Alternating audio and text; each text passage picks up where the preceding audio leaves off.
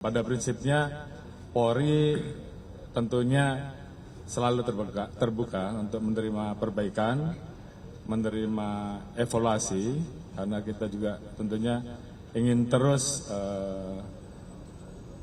mewujudkan performa Polri sehingga Polri ini betul-betul bisa menjadi institusi yang mewujudkan apa yang bisa diharapkan oleh masyarakat. Seminggu sekali kami mengadakan rapat pleno, tapi di antara seminggu sekali itu kami manfaatkan untuk mengadakan public hearing, ya, tatap muka, ya, belanja masalah, mendengarkan aspirasi dari berbagai kalangan yang akan kami undang, misalnya kalangan akademisi di kampus, ataupun BEM mahasiswa, begitu juga ormas-ormas dan jaringan LSM, ya, ini akan kita dengarkan, dan demikian juga kelompok-kelompok lain yang punya kepentingan,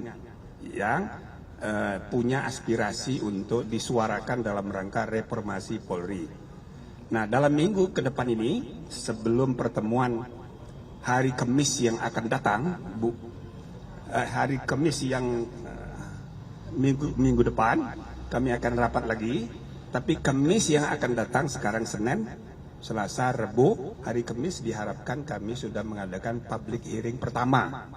Khususnya kita akan mengundang Gerakan Nurani Bangsa dan beberapa tokoh-tokoh masyarakat lain yang punya aspirasi. Itu nanti kita adakan pertemuan untuk mendengarkan sekali lagi, ya, masalah-masalah yang mereka pikirkan, termasuk solusi-solusi yang mungkin mereka mau usulkan. Tentu itu tidak mengikat, nanti tim akan mengkajinya sehingga selama 2 bulan pertama mudah-mudahan sudah bisa dirumuskan rekomendasi yang akan menjadi kebijakan-kebijakan baru dalam rangka reformasi kepolisian ini. Saya kira itu untuk sementara. Silakan kalau ada yang mau tanya. Prof, mau bertanya, tadi kan ada rencana ada penambahan anggota perempuan. Nah, ya, ini apakah dari sipil atau dari purnawirawan Polri juga? Ya, belum saya sebut, pokoknya perempuan. Ya, karena ini laki-laki pejantan semua. Nah, jadi daripada ya sebelum ada protes dari gerakan perempuan, itu idenya dari presiden sendiri. Wah, ini harus ada perempuan.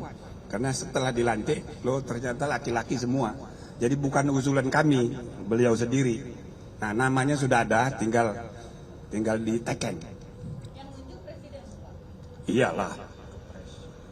Prof, dari rapat 2 jam tadi itu apakah tim ini juga mendapat rekomendasi dari tim transformasi Polri yang sudah dibentuk Pak Kapolri sebelumnya? Kan mereka sudah dapat data.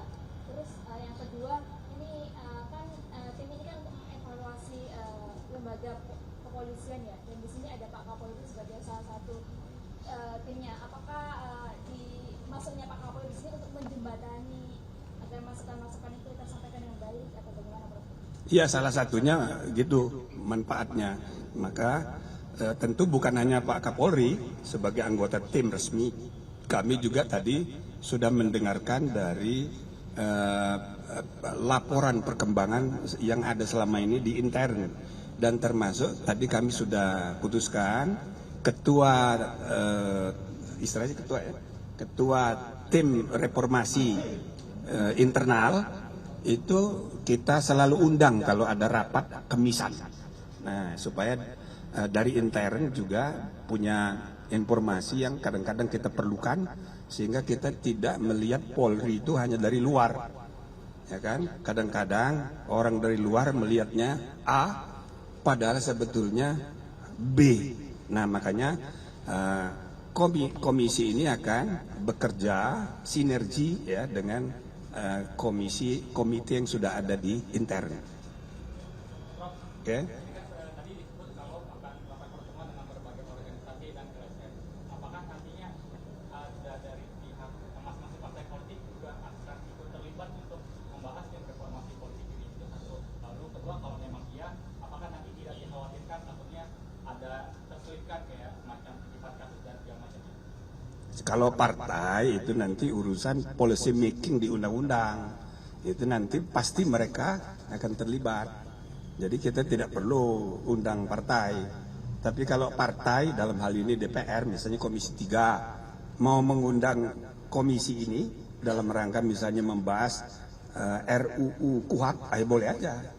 Tapi kita nggak akan mengundang partai, karena ini partai justru urusan dia nanti untuk membuat undang-undang, ya.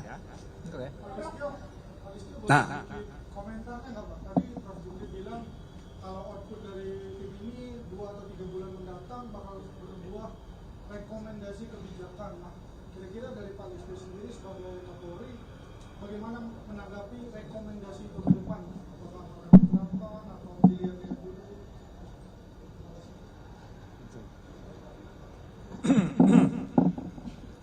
Baik, yang pertama kami ucapkan terima kasih pada Bapak Profesor Jimli dan seluruh tim reformasi kepolisian yang dibentuk oleh Bapak Presiden, dan alhamdulillah kami juga diberikan kesempatan untuk ikut, dan tentunya sesuai dengan arahan dari Bapak Ketua tim reformasi bahwa keberadaan kami di sini sebagai upaya untuk supaya bisa merespon cepat dan segera mengimplementasikan terkait dengan rekomendasi-rekomendasi yang nanti akan diberikan oleh Ketua Tim Reformasi kepada Bapak Presiden, dan selanjutnya tentu harus kita tindak lanjuti. Pada prinsipnya Polri tentunya selalu terbuka untuk menerima perbaikan, menerima evaluasi, karena kita juga tentunya ingin terus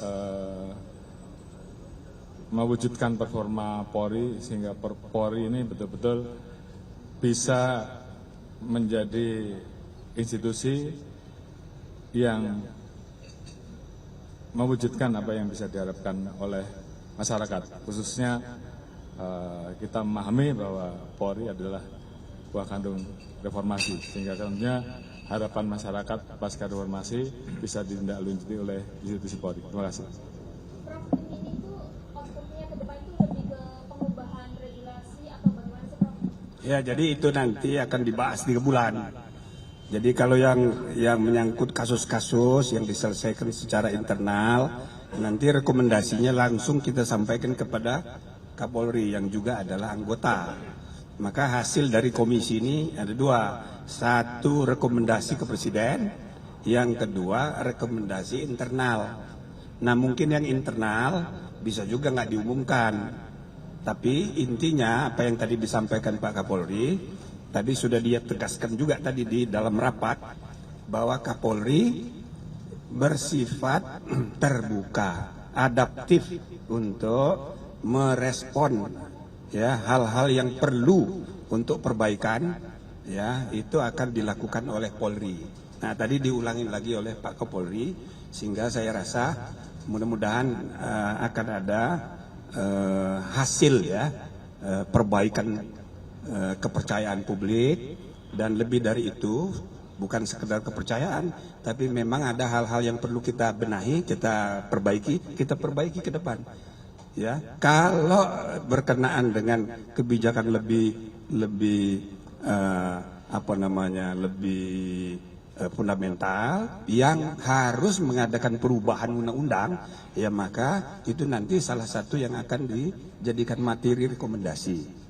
Ya, tapi ini biar berjalan dulu, substansinya belum ada kesimpulan apa-apa, apa yang harus dirubah dan sebagainya sambil jalan.